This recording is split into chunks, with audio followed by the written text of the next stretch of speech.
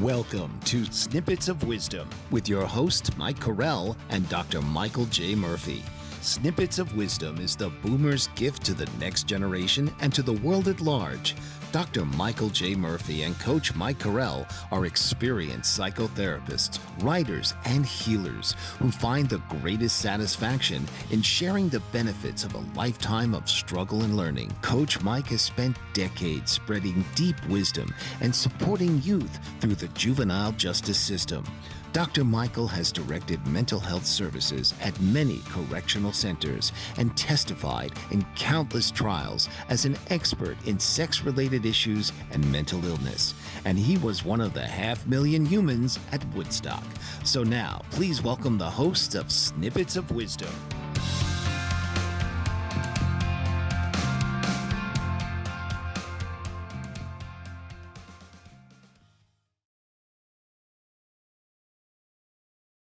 Welcome. I'm Coach Mike Carell, and with me is Dr. Michael Murphy. Today, we're diving into a very important topic for many of you. It has to do with the dialogue that you choose, the internal dialogue that you begin with each morning. The way you start each morning can shape the rest of the day, the next 24 hours. And because of that, a lot of people are not aware that they waste so much time and energy, emotional energy, on struggles that are not even necessary. What I'm talking about is based on Stoic wisdom, and it has to do with making several declarations to yourself in the morning as you get up, before you even begin your day. So whether you're watching from your living room or wherever you're watching from, the way this today's show is going to be structured, we're going to explain 10 declarations that are to be made upon awakening first thing in the morning. We're going to offer some practical strategies and relatable stories that you can use to put these and implement these into your life.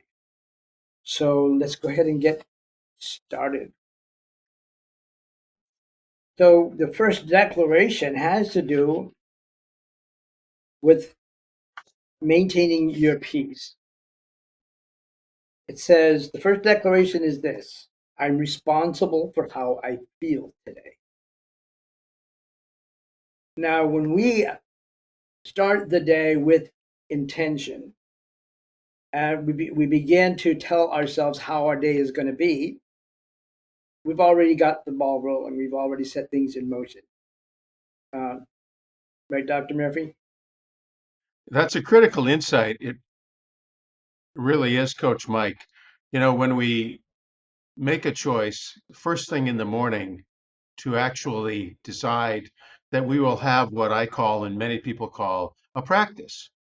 So if you have a morning practice, that is a routine that you engage in every morning as soon as your feet hit the floor, that you will then be able to set up that day to be a really constructive and positive and productive day. So really that is the key, is to make that initial decision that I am going to do something in the morning that is going to organize my mentality and my mental and emotional energy for the best outcome for that day. It's interesting, the American philosopher William James, who is the brother of the great writer Henry James, said a really wise statement when he said, the more behaviors that are positive and constructive and healthy that you can engage in by habit, the more energy you free up to do creative and constructive things. Yeah. For example, you don't want to think about having to brush your teeth every day. You just brush your teeth every day. So the more you can just institute that as a habit, you don't have to waste energy deciding whether you should or should not do it. So if it's a constructive thing, and you introduce it as a habit that you don't waste any energy deciding about, then you really can increase the chances that your day will be very happy and productive. And one of the things that you can do is to have a morning practice, and you structuralize it yourself. Each of us, right? It's a morning ritual.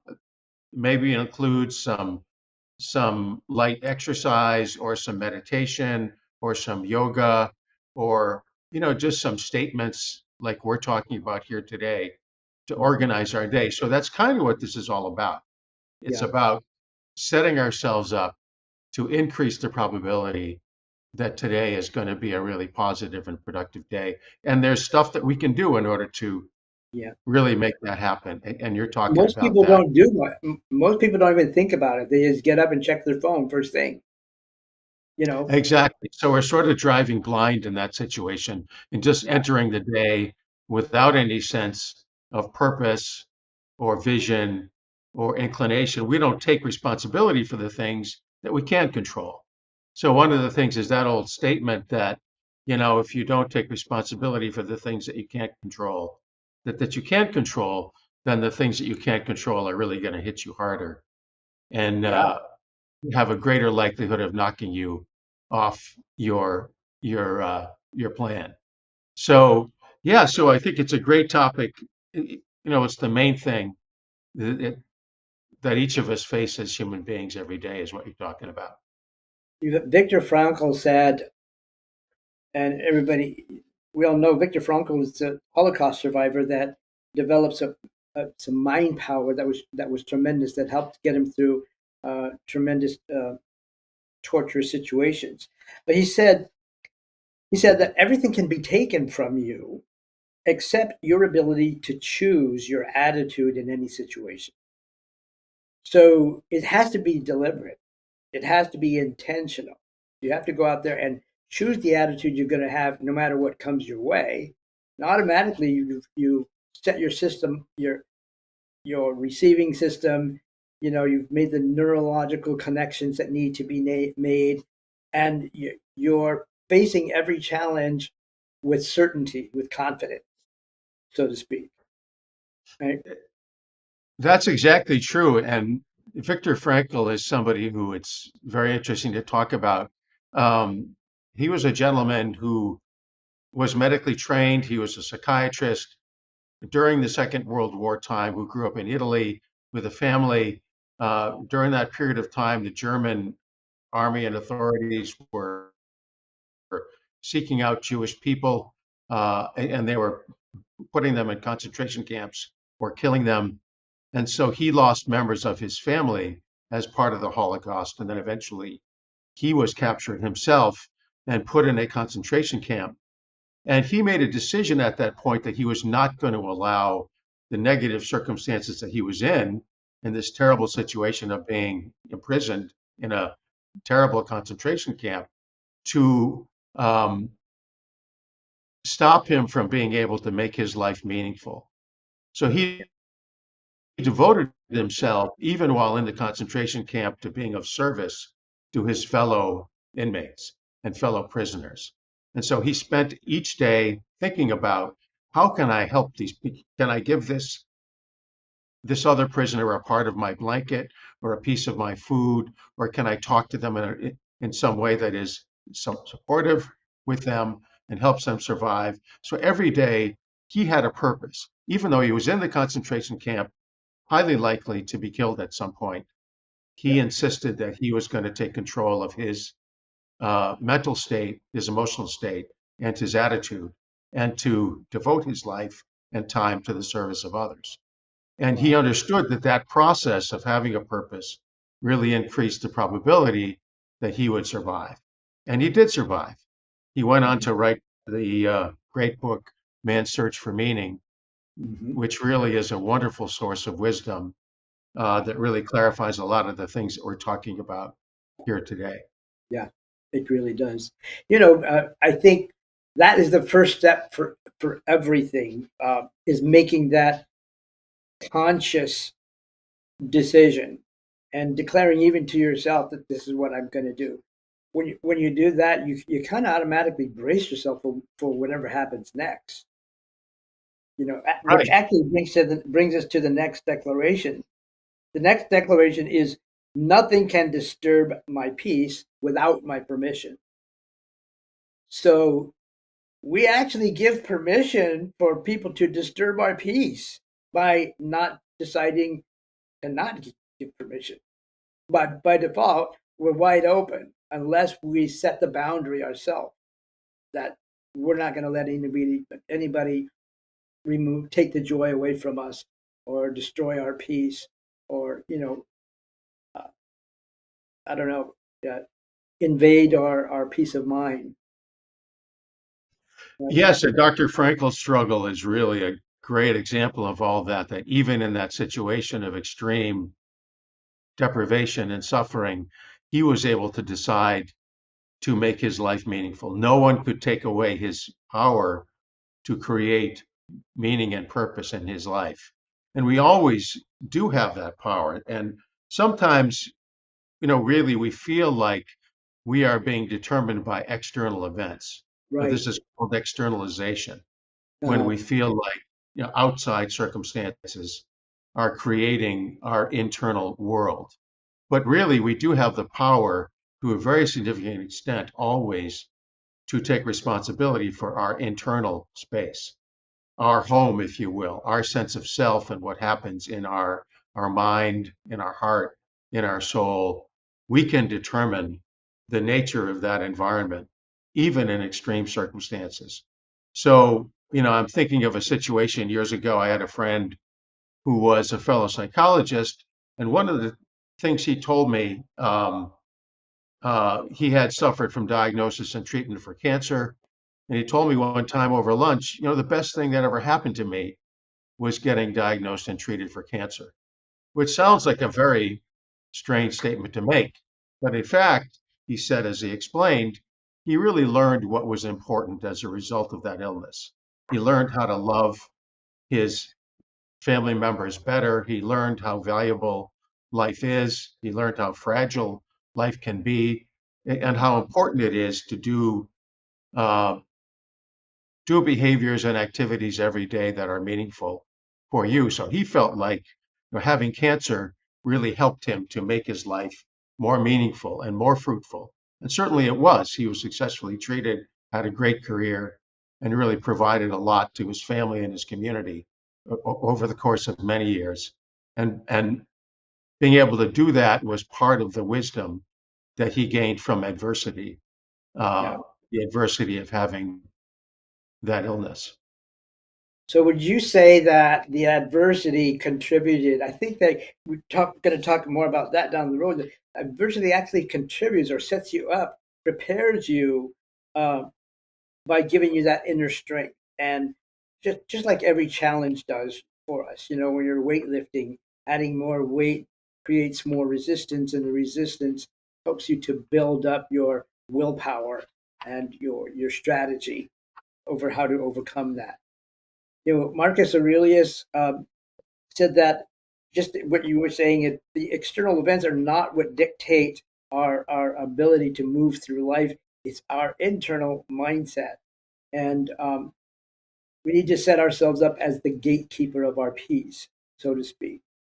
So if we passively neglect to set that up, anything can happen. We'll be influenced by cause. We'll be at the effect end of the spectrum, so to speak, instead of at cause in our life. Right. One of the things that I think you're pointing out is, once again, that externalization versus internalization. Do we choose to have internal control over our internal world? And once we make that choice, we can choose to determine that the events that occur to us are meaningful for us because we are, to the extent possible, creating the situations internally for us, our attitudes and our choices about how we think, how we feel, how we behave. So taking power is really what all of the self-help books are about. As you pointed out, Friedrich Nietzsche, the philosopher, uh, made that famous statement, that which does not kill me makes me stronger. So Nietzsche. that's something that we'll talk further about, Yeah. the force of adversity and how when we face adversity and challenge, we can choose to see it positively, even if it involves some suffering, because it is making us stronger. We're learning, we're living, and we're growing as people. And so being able to positively reframe challenge and even suffering as having a purpose is really a choice that we have. You know, it's kind of what happens in a boot camp. You get set up to actually go through a lot of resistance. It's like resistance training, so that when you're met by your real opponent with that onset, the onset of that opposition, you're not afraid by it. You know, you expected it and you're prepared for it. Right. That's exactly what, the purpose of basic training is. And many soldiers describe their drill sergeant who sort of teaches them over the course of the adversity that is involved in basic Right. training are some of the most people that they've ever known. So, so they really treasure the quality of that relationship. Someone who can teach you how to suffer productively Right. and uh, endure through suffering and learn from suffering. It's, it's a precious lesson. We're going to take a commercial break. Don't go away. This is an interesting topic. We'll be back with more. Mike Zorek, a three-time California state champion in Greco-Roman wrestling at 114 pounds. Mike, blind since birth, was born in Hartford, Connecticut. He was a six-time national placer, including 2 seconds, 2/3, and 2/4. He also won the Veterans Folk-Style Wrestling twice at 152 pounds. In all these tournaments, he was the only blind competitor. Nancy Zorek, a creative spirit whose talents have taken her to the stage and into galleries and exhibitions in several states. Her father, a commercial artist who shared his instruments with his daughter and helped her fine-tune her natural abilities, influenced her decision to follow in his footsteps. Ms. Zorek has enjoyed a fruitful career doing what she loves. Listen Saturday mornings at 12 Eastern for the Nancy and Mike Show for heartwarming stories and interesting talk. Are you struggling to care for elderly parents or a spouse? Do you wonder if being a caregiver is making you sick? Are you worried about taking time off work to care for elderly parents and balance work, life, and caregiving? Has caregiving become exhausting and emotionally draining? Are you an aging adult who wants to remain independent but you're not sure how? I'm Pamela D. Wilson. Join me for the Caring Generation radio show for caregivers and aging adults, Wednesday evenings, 6 Pacific, 7 Mountain, 8 Central, and 9 Eastern, where I answer these questions and share tips for managing stress, family relationships, health, well-being, and more. Podcasts and transcripts of The Caring Generation are on my website, PamelaDWilson.com, plus my caregiving library, online caregiver support programs, and programs for corporations interested in supporting working caregivers. Help, hope, and support for caregivers is here on The Caring Generation and PamelaDWilson.com. And welcome back. We are talking about having a daily practice, so a ritual, if you will, that allows us to put ourselves in charge of our day. This is based on Stoic wisdom of the ancients, and it turns out that people have used this method of preparing themselves for battle. A couple of World War heroes and commanding officers used this strategy to prepare their soldiers for battle. And tell us a little bit about what it does to the mind, Dr. Murphy, when you deliberately set yourself into an at cause position as opposed to being a victim of your circumstance.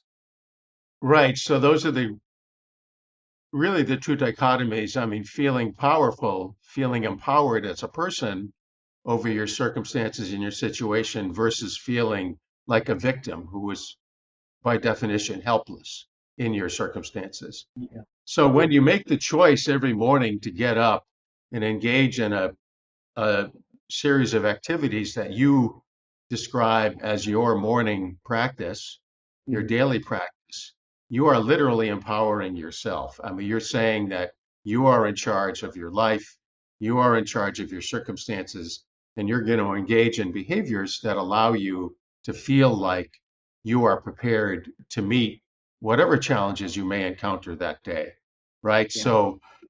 So that is the key, is that initial choice to engage in a morning practice, however you design it. And over time, I think each of us needs to decide what are the components of our particular morning practice. I mean, mine includes a brief period of yoga, various stretching exercises. Yeah.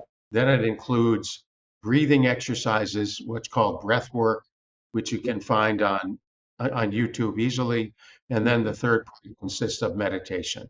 So those three components of yoga, breath work, and meditation, all of which Yeah. are related to each other, really sets me up for the day in terms of feeling like I can do the best that I can in it, whatever situations I might encounter that day.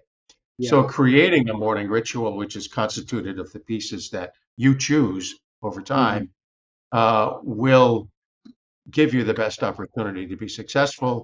And Yeah. then when you're success, that in turn will serve to create even greater opportunities Yeah. for you to be successful in further situations of your life. So I think that's the key first one that you're talking about, Mike, Yeah. is that first choice to empower yourself. So declaration number 3 talks about not giving up control. And then at the other end of the spectrum, you have people that want to control everything, and they worry about things that are not even in their control, which is a big waste of energy. So declaration number 3 is, today I concentrate solely on what's within my control. Um, when you're able to decide, well, I can control that, I can control this, and it kind of gives you some peace of mind. But if you take it a step further and say, I am the only person that I can really control, if I can control myself, then I'll have a better handle on what life throws at me, so to speak. So it's kind of like where your mindset, your mindset will determine what actions you really need to take and what things you don't need to do anything about. For some people, it's even difficult to realize that because they want to control everything. They feel safer when they're controlling everything. Right. One of the key insights, I think, in terms of leading a productive life is to understand that though we may not have control over external circumstances, what the weather is, what the traffic is like, what the staff are in a particular workplace that we might happen to be in, um, we do have control over our interpretation of those events. Yes. And that is the key, that we have control over the interpretation. And when we interpret our situation in a way that is positive for us, as Viktor Frankl did, even in a concentration camp, choosing to say, I am going to be of service, I am going to help others, I am going to live a meaningful life, even in this terrible environment. I mean, he was able to point out that basic truth, that his Mhm. interpretation of that situation really determined what his experience of even as adverse a situation as um, his involuntary detention in a concentration camp would be. And he was therefore able to survive it, contribute to the betterment of others, and really serve a purpose even in that situation. So it Yeah. really points out the fact that our interpretation of our events, of our lives, is the key uh, to empowering oneself. And people get cynical and they think, hey, you can't look at the world through rose-colored glasses, Right. and you don't need to be absurd about this, but really you can choose to take you know your own mind and realize that your interpretation of your situation is really up to you. It's Mhm. up to us. And if we choose to believe that the circumstances of our lives have meaning and that the things that happen to us are purposeful in some way, Yeah. that we live in an intelligent universe. You know, this is a big new thing that's coming out now in lots of people who are doing research into the area of physics and other places, that really the universe is itself intelligent. And even though it may seem that situations are random and chaotic, in fact, circumstances arrive in our lives in ways that give us the opportunity to engage in that active interpretation and Mhm. empowerment, self-empowerment, such that we learn more, we learn how to be deeper Yeah. and stronger and more powerful and more compassionate human beings. So the Stoics had an exercise that they called the circle of control. And they said what they would do is focus 90% of your energy on things that you have absolute control over, 10% of your energy on things you may have influence over, but not necessarily full control. And for the remaining 10%, don't do anything at all. Don't waste your energy on those things that are absolutely out of your control and influence. So, I mean, I think that's a good way to start with actually taking charge, of your life and your interpretation of the external things that are happening in your life, emotionally That's and a great, mentally. yeah, that's a great scheme, I think, to think about it that way and try to come up with, a formula like that as to how much energy and attention you're going to devote to each area of your life. I mean, things over which we have a lot of control, like ourselves, how we dress, how we look, even how we think. We can have a lot of control over those things. And so we choose to devote our energy there. Whereas the situations over which we have no control, we don't waste a lot of energy, thinking about how we can affect them, because those are circumstances that we need to engage in what's called acceptance. We accept the circumstance. Something unfortunate happens, like my friend who was diagnosed with cancer. He had to accept the reality of that, and then he was able to turn that adverse situation into a really precious learning situation for himself that Yeah. helped to educate him in terms of being more able to love his family members, uh, work in a way that was purposeful for him and more Yeah. rewarding for him, and really turn that negative situation into a positive one. There's been several studies with cancer patients that showed that those that have a positive belief system and a positive attitude showed higher, I was going to say recidivism, but higher levels of overcoming, and the cancer did not come back as rapidly as it did for those that had no belief system, those that were fearful of it, that were concerned about it, and didn't have a positive attitude towards the whole thing. And like you were saying before, that when he said he was diagnosed with cancer, that was the best thing that happened to him. That right there is the game changer, because Right. that right there is probably the thing that's going to minimize the effects, and maybe optimize the effects of becoming cancer free, as is the case in many cases.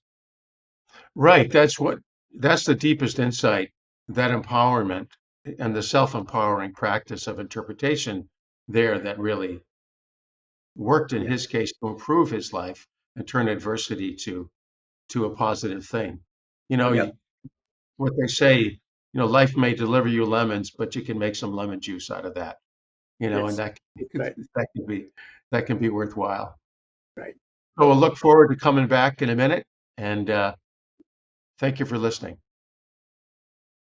Master of words, powerful player, What life-changing words can Dr. Janet Smith Warfield pull out of her magical toolbox that just might mysteriously open a door you never knew was there? A door to free yourself from fear forever. Transform your rage into right action. Release your guilt. Position you into a life of freedom, purpose, passion, power, and peace. All quite suddenly, unexpectedly, and almost miraculously, with no effort on your part. Join Dr. Janet on Dancing with Words, Dancing with Wisdom, as she and her guests show you how words map our experiences, immersing you in a sound bath that relaxes your muscles, opens your mind, and supports you in co-creating your extraordinary life.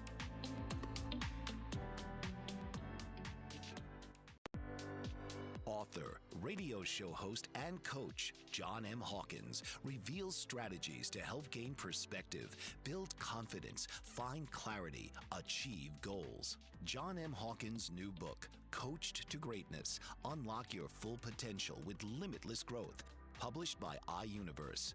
Hawkins reveals strategies to help readers accomplish more. He believes the book can coach them to greatness. Hawkins says that the best athletes get to the top of their sport with the help of coaches, mentors, and others. He shares guidance that helps readers reflect on what motivates them, rediscover and assess their core values, philosophies, and competencies, find settings that allow them to be the most productive, and track their progress towards accomplishing goals.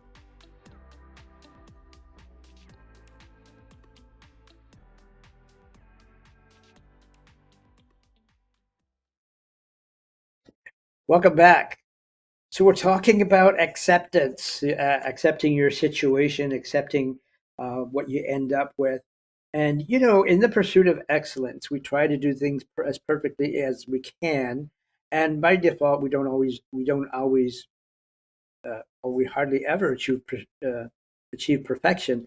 But what does happen is that you perform in an excellent way.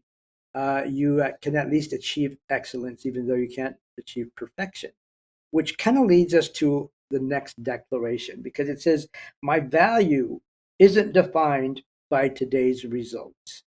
You had something to say about that, Dr. Murphy, that is really important just before we came back. Yeah, something I wanted to mention is there's a book of Eastern philosophy called the Bhagavad Gita, and a lot Oh, of yeah. people know it for the simple term, the Gita. So it's an ancient book of Eastern philosophy that's got a lot of wisdom inside it, and I would urge everyone out there to just take a look at it and start to open it up. There are a lot of books that are written about the Gita too, explanations and interpretations of that Mhm. sacred book. Just as there are a lot of books interpreting the Bible, the Western Yeah. book of the Bible. So the Bhagavad Gita has a statement in it: shoot the arrow at the eye of the eagle. So that is a sort of obscure statement, but what it really means is exactly what you're saying, is that we need to focus all of our intention, all of our effort on the intention to do whatever we're doing as well Yeah. as we can. We Mhm. don't have control of the outcome. We may not have control of the results, but we do have complete control over how we engage in the act of our effort itself, right? So Right. shooting the arrow at the eye of the eagle simply means just focus your intention on completing the act that you're engaged in as completely and as fully and as well as you possibly can. And then the results will be what they are. So then you get into the issue of acceptance. So if you have shot the arrow at the eye of the eagle with perfect concentration and positive intention and the best effort that you can muster, then you need to accept the results of the outcome of that situation, over which we Right. often don't have control. So then there's this balance between intention and effort and acceptance that really go together, and they're woven together. Shoot the Right. arrow at the eye of the eagle, do everything we do as well as we possibly can. As Mhm. uh, the author of that book about the concentration camp did himself. He engaged in all of the efforts that he was engaged in during the period of his imprisonment as well as he could. He couldn't control the details of the outcome all the time because Yeah. those circumstances were beyond his control. Yeah. So that's the balance. Those he had to accept. And once he accepted his situation, we are able to empower ourselves even more to be able to influence um, our activities and do the very best we can. And if we do that, then generally, the outcome is likely to be more positive for ourselves and others. So when you talk about how our self-worth is tied into what we are able to achieve, let's say that we become very good at shooting our arrow at the target that we aim for. Um, the results don't necessarily determine our self-worth. The fact that we did hit our target, yeah, that is very encouraging. But what about the times we don't? Does our self-worth go out the window? Do we feel uh, you know, bad because we don't hit the target every single time? Uh, Seneca was one of the famous Stoics, reminded us that our self-worth is inherent. It comes from within. Knowing that we're doing the best we can at whatever it is that we're doing, it it doesn't affect our self-efficacy, how good we feel about what we're able to do. And so it doesn't rise or fall with our performance, with the end result. What do you have to say about that? That is a great insight, and it is the fundamental insight that we can choose to support ourselves and be self-supporting and make positive self-statements like, I am a worthwhile human being no matter what the outcome of the situation is. I am a compassionate person who will do the best I can and contribute to the well-being of my loved ones and my community and myself to the best of my ability.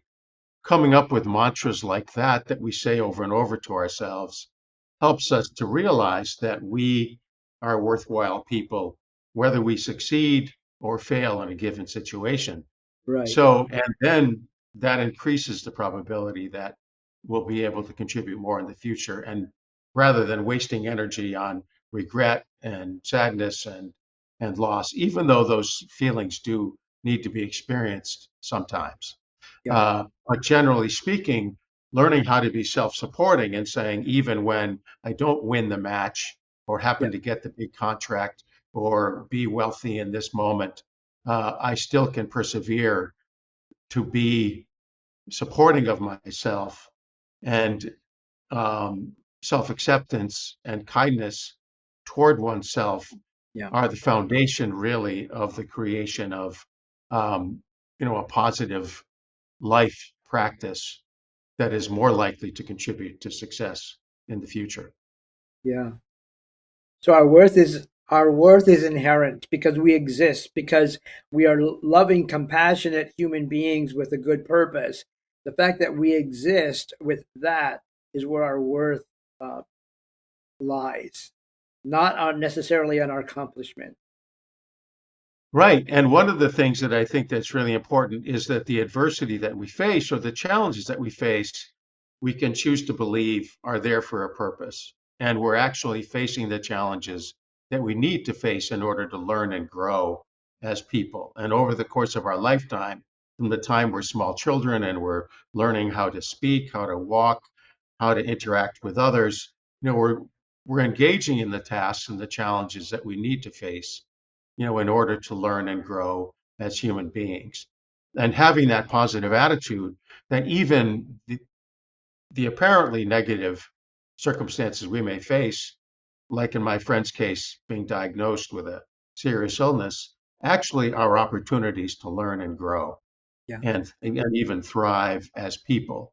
And the more that we are able to embody that attitude, the more likely we are to be successful in life and to have more to contribute to others and to ourselves. Yeah. It's like, it reminds me of when the kids were little, you're raising kids. They fall. They try to walk. When 1 or 2 years old, they're trying to walk and they fall down. You let them get up on their own as opposed to running over there and picking them up, or trying to protect them from falling, and you know letting them fall and get back up on themselves creates its own situational consequence that they actually learn from. So, and when a kid goes and does something dangerous, for example, as a parent, you can watch to determine how dangerous it actually is. Do I really need to step in, or is it just dangerous enough to teach them that you can't do that anymore? That's a great point, because when we interfere with a child's uh, situation in terms of his ability or her ability to face a challenge, we're implicitly communicating to them that they're not going to be strong enough to deal To handle it. capably with that situation. So overprotection Yeah. can be a really negative force in terms of a child's development. We do it to ourselves sometimes. We overprotect ourselves sometimes because of our lack of confidence, right? Right. So as we're talking about, I mean, giving ourselves the challenge of getting up every morning and completing a morning practice is something that's going to increase our self-esteem. One of the fundamental insights is that it's only the successful completion of something that we believe is difficult that will improve our self-esteem, our sense of our self-worth. Need to allow ourselves and those we love to face challenges, and then Yeah. hopefully to succeed in completing those challenges in a successful way. Those efforts will improve their self-esteem over time. Wow. Yeah. I think that our attitude towards challenges is a game changer. And, you know, I had a client that came in yesterday and I just casually say, "So how's it going? How was your last couple of weeks?" He goes, you know, he's shaking his head. I said, "I know what." He says, "Well, the world's going to hell in a handbasket, and there's nothing we can do about it. So, you know, it's crappy." I said, the way we feel internally can actually make a difference on the things that we expose ourselves to. If you read the news every single day, especially the part that pisses you off, you're actually setting yourself up to have a bad attitude because it's something that you have no control over. But if you focus on things that you do, that you do well, your attitude actually changes because you feel confident. You feel like there's hope for you to achieve something and reach a couple of goals here and there. And he goes, "You know what? I didn't think about that." I said, "Hey, it's always today. You can always start today." Yes, we always have now, and that's the power of Eckhart Tolle's book, The Power of Now. You know, Yes, you may there's an old statement that nothing clarifies the mind like learning that you're going to be executed at dawn. right? But but in fact, until the bullets arrive, everything is fine. That's the insight that he was making. Now you're okay. I mean, something may happen in the future, but you have no control over that. So, Yeah, stay in the present and understand that right now we do have the power and the capacity to make our lives as meaningful as we want them to be. yeah. We're going to talk more about that when we come back. Um, we're going to discuss how to turn our good intentions into action because good intentions are great, but you actually need to take action for them to be of real value. So don't go away. We'll talk about that when we come back. Are you struggling to care for elderly parents or a spouse? Do you wonder if being a caregiver is making you sick? Are you worried about taking time off work to care for elderly parents and balance work, life, and caregiving? Has caregiving become exhausting and emotionally draining? Are you an aging adult who wants to remain independent but you're not sure how? I'm Pamela D. Wilson. Join me for the Caring Generation radio show for caregivers and aging adults, Wednesday evenings, 6 Pacific, 7 Mountain, 8 Central, and 9 Eastern, where I answer these questions and share tips for managing stress, family relationships, health, well-being, and more. Podcasts and transcripts of The Caring Generation are on my website, PamelaDWilson.com, plus my caregiving library, online caregiver support programs, and programs for corporations interested in supporting working caregivers. Help, hope, and support for caregivers is here on The Caring Generation and PamelaDWilson.com. Master of words, powerful player. What life-changing words can Dr. Janet Smith Warfield pull out of her magical toolbox that just might mysteriously open a door you never knew was there? A door to free yourself from fear forever. Transform your rage into right action. Release your guilt. Position you into a life of freedom, purpose, passion, power, and peace. All quite suddenly, unexpectedly, and almost miraculously, with no effort on your part. Join Dr. Janet on Dancing with Words, Dancing with Wisdom, as she and her guests show you how words map our experiences, immersing you in a sound bath that relaxes your muscles, opens your mind, and supports you in co-creating your extraordinary life.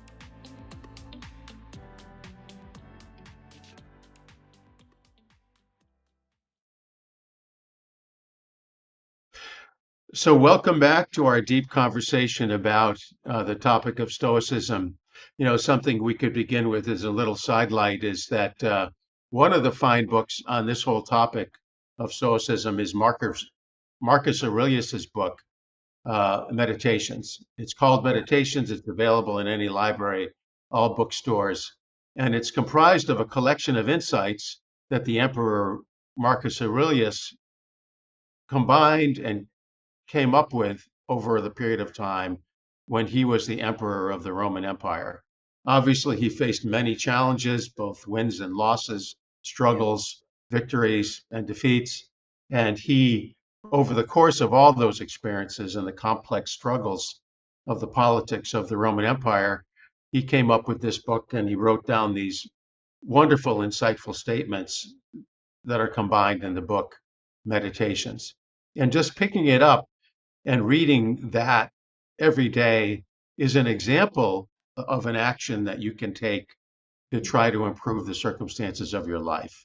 Because just looking at that, allowing yourself to think about the wisdom that he's sharing with us down through the centuries, all of them involve situations where he's dealing with challenges, losses, sadness, victories, suffering, and how to function at the highest level, even in the face of adversity. So I think that's the key, is that we are going to face challenges in this lifetime.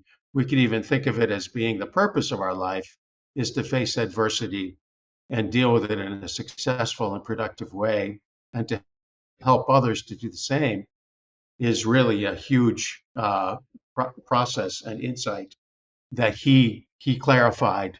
And interestingly enough, it was sort of played out in the movie The Gladiator. Yeah. You remember from that movie in the beginning, that's Marcus Aurelius, who is overseeing, he's the emperor who is overseeing the Roman army as it engages in conflict with another army. And the hero of the movie is really someone who's striving to enact the insights of Stoicism that Marcus Aurelius was beginning to pull together. He was driven to fulfill the human purpose. To fulfill your purpose as a human being was the big deal. And you know, when you think about it, to be fully human and to be out there with good intentions, either of expanding your empire or doing something for the world population or the population in your empire. Having that purpose and being driven by that purpose is key. But without a plan, an action plan, you know, for how you're going to fulfill your purpose, it's all just intention. It's all just, I'll get to that. I think I'll do this one of these days.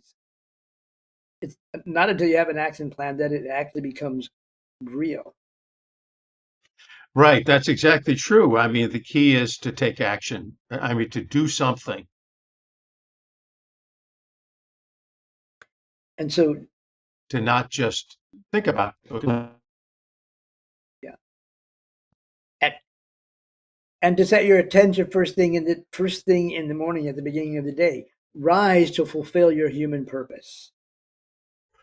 Right, that's the great thing, is to have that morning practice again, that's comprised of the behaviors and activities and the clarification of intentions Mhm. that you have that will set up your day to be the most productive that it could possibly be. And that, I think, is really the key of the Stoic insights and and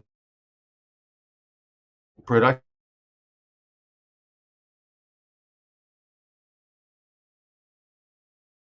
I think your camera froze.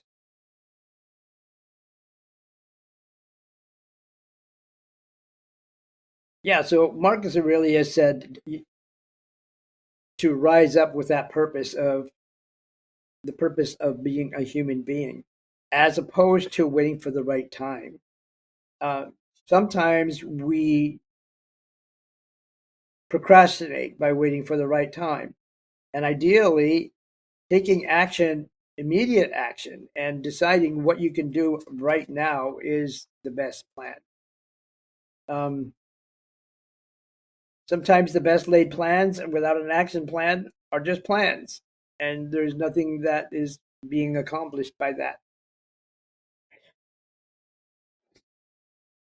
So I want to thank you all for being with us today. We have much more to cover.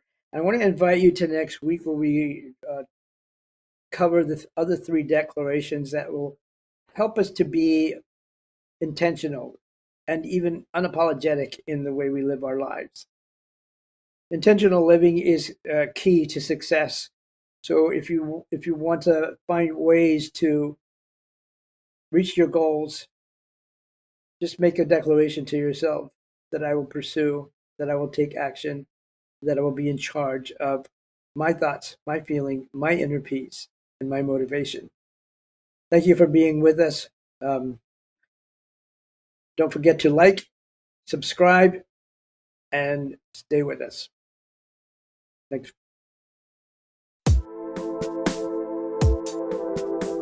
This has been Snippets of Wisdom with hosts Mike Carell and Dr. Michael J. Murphy. Tune in and learn about the primary issues facing our society today and find the best chance of securing a stable and prosperous future. Snippets of Wisdom will enrich your life and the lives of all of your loved ones.